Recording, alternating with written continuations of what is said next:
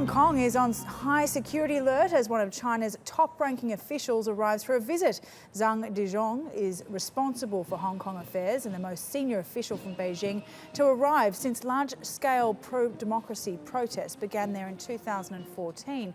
To ensure calm, local security officials have shut down parts of the city and they've even stuck down pavement stones to prevent them from being used as missiles. Zhang says he's in Hong Kong to listen to the suggestions and demands of all sectors of society.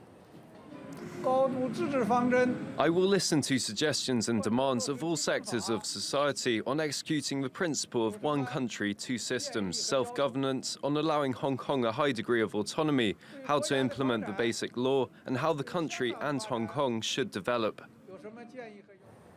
And Tom Grundy is covering this story for us in Hong Kong. He joins us live with more.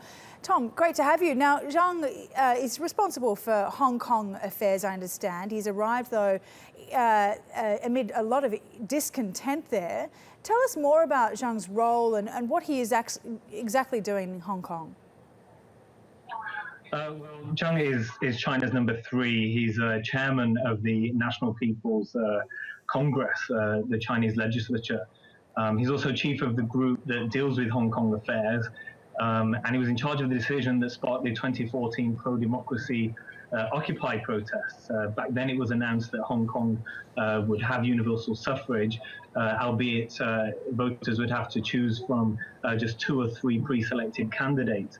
And he's now in town to attend a forum on Beijing's One Belt, One Road initiative, and that aims to redevelop land and maritime trade routes. The Hong Kong government has pledged its support for the idea. During his 3 days, he will meet 4 pro-democracy lawmakers and 4 lawmakers from the pro-Beijing camp. But certainly it's the most important visit by a Chinese state official since about 2012. And pro-democracy groups have really sprung up since the protests in 2014, fearing growing social and political influence from mainland China. They sort of feel that Hong Kong is being diluted. And are there fears that these protests potentially could turn violent? And what has Hong Kong been doing in terms of security measures?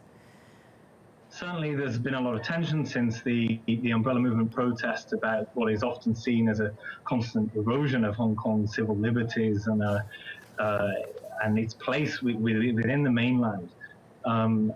We've seen quite a big security response over the last couple of days, with 6,000 police officers deployed each day of his visit. 250 huge water-filled barriers have been put around the area where Zhang will be staying.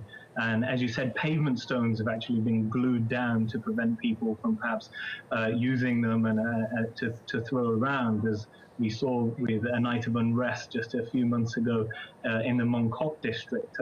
Also last night, police officers camped